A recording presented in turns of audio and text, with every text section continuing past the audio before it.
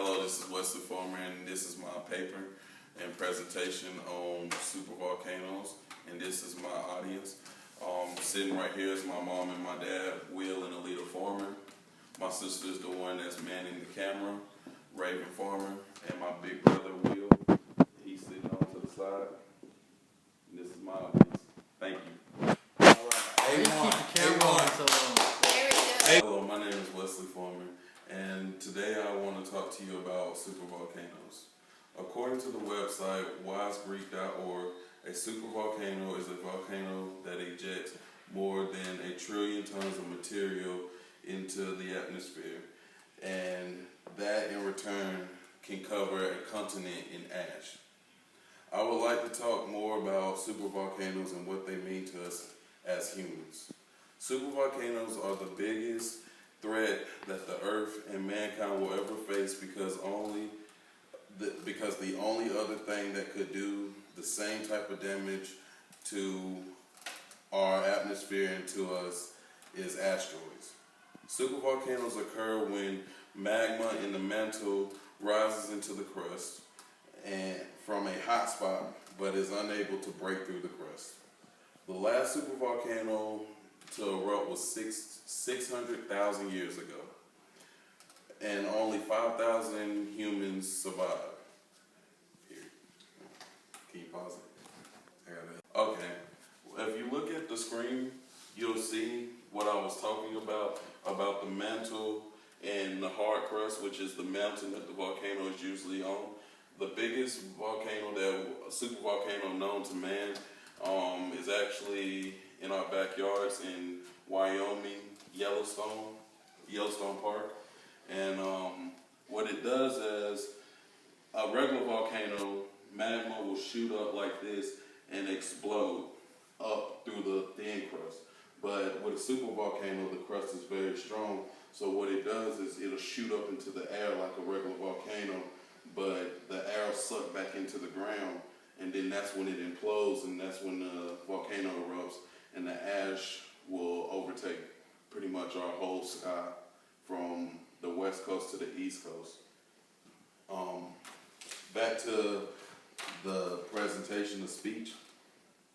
According to the website volcanoes.usgs.gov, a supervolcano has an eruption level of 8, which means that it has an explosion ratio of 240 cubic miles.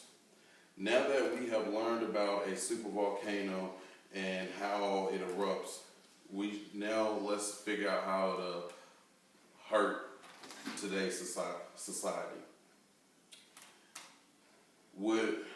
If a volcano were to erupt in today's society, it will affect us chemically, and it will affect us as a whole because it will destroy our plants and crops. The west coast will be inhabitable. Water will be untouchable. The chemicals will mess up our cars, our AC, our oxygen. Everybody will be wearing hazardous suits. And now if you will go to the screen, I'll show you some examples. This is what the water will look like when ash and magma touch it. It will become more of a kind of pasty, metallic color. And if a supervolcano were to erupt, we would live in a life like this kind of. It'll be daylight out, but the ash will be so thick and so strong it'll look like a blizzard that's came through. But it'll be stronger than any blizzard that we'll ever have because snow isn't heavy. But ash, if you have a lot of ash, it can cave in a roof, it can cave in a car. So virtually it would make it very hard for us to survive as people.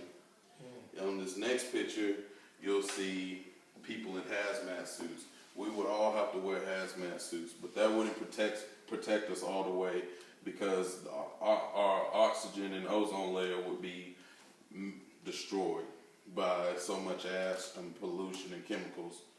We would also, when things get better, it would look more like this, where we walk around in nothing but ash. It looks like snow, but it's ash. And what they would call it would be a volcanic winter, which last time that happened, it opened up the Ice Age and killed pretty much everything.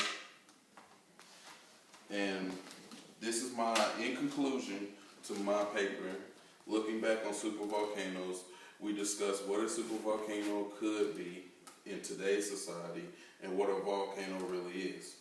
We also learned that a volcano can't be a supervolcano without ejecting more than 1 trillion tons of material when it erupts. So I would like to end my presentation by saying thank you for everybody's undivided attention, and if anybody has any questions, then I will deliver my undivided attention and try to answer it the best I can. Thank you.